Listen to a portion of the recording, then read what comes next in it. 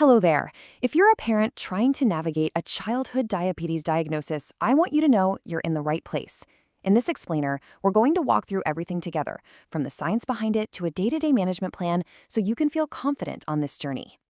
This video is based on a chapter from the book Maza Madhumeh Maze Niyantran. For more details, visit www.schoolfordiabetes.in. Before we dive in, let's start with something really important. A diagnosis of childhood diabetes is not a life sentence. It doesn't put a ceiling on your child's future. Just think about it. Countless successful people, from politicians to artists to athletes, have not just lived but thrived with this condition. The absolute key is understanding and management, which is exactly what we're here to talk about. So here's our game plan for today. We'll kick things off with the basics, what exactly is childhood diabetes. Then we'll peek under the hood to see what's happening inside the body. From there, it's all about action. We'll build a daily plan, get comfortable with the essential tools, talk about nutrition, and wrap it all up by focusing on what matters most, living a full, happy, and healthy life. All right, let's dive into section 1. What is childhood diabetes? We're starting with the fundamentals that every parent should know.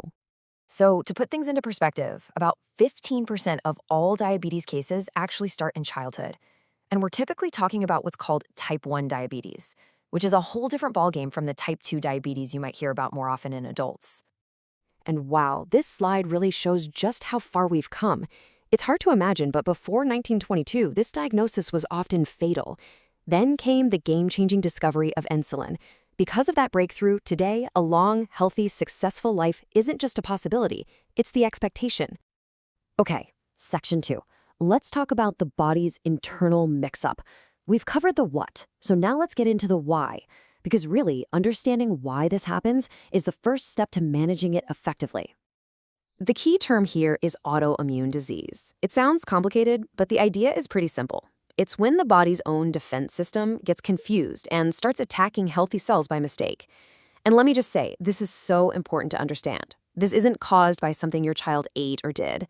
It's just the body's immune system getting its wires crossed. This comparison really lays it out clearly. On the left, you see how a healthy immune system works. It creates antibodies to fight off things like viruses. Simple enough. But on the right, in type 1 diabetes, the body makes these confused antibodies. Instead of fighting germs, they turn around and attack the body's own insulin-making cells in the pancreas. And here's the thing, this whole process can happen quietly in the background for a while. In fact, symptoms usually don't even show up until about 60% of those crucial insulin-producing cells have been destroyed. That's often why a diagnosis can feel like it came out of the blue. So when insulin levels get too low, the body can't use sugar for energy anymore. And that's when it starts sending out distress signals. Those signals are the classic symptoms you see here. Things like needing to urinate a lot, blurry vision, losing weight even with a good appetite, skin problems, and just feeling totally wiped out. These are your child's body's way of saying, hey, something's not right in here. Okay, moving on to section 3, your daily management plan.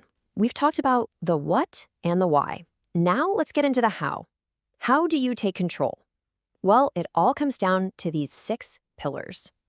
Think of these as your foundation. Number 1, test that blood sugar often. 2, partner with your doctor to nail down the right insulin dose. 3, keep a close eye on your child's growth.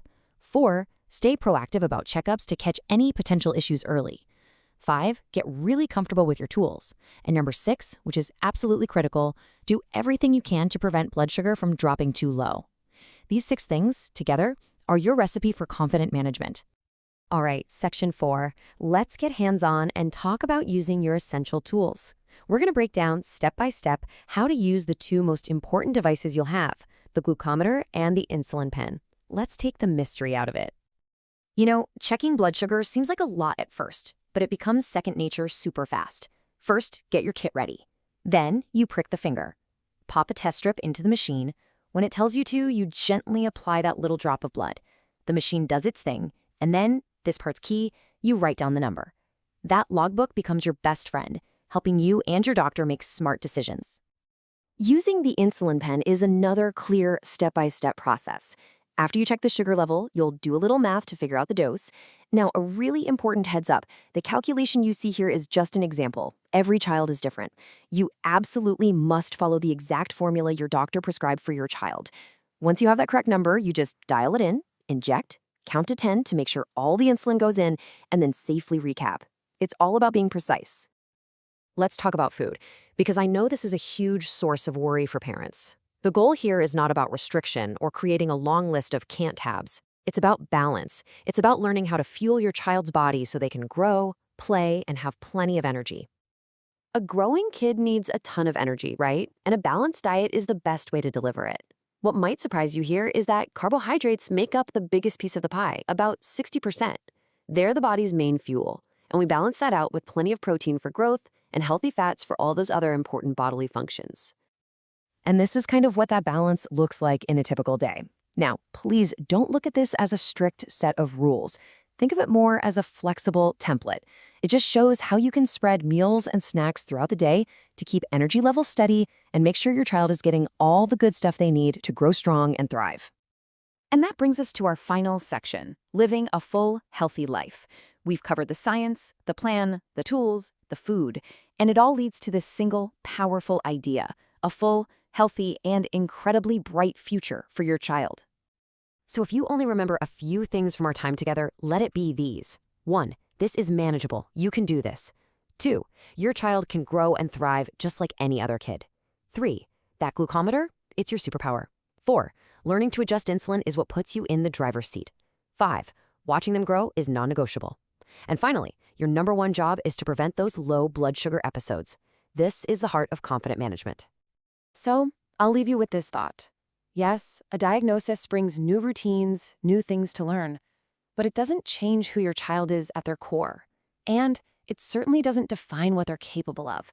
With the right knowledge and your consistent, loving care, really ask yourself, what can't your child achieve? Their potential is as limitless as ever.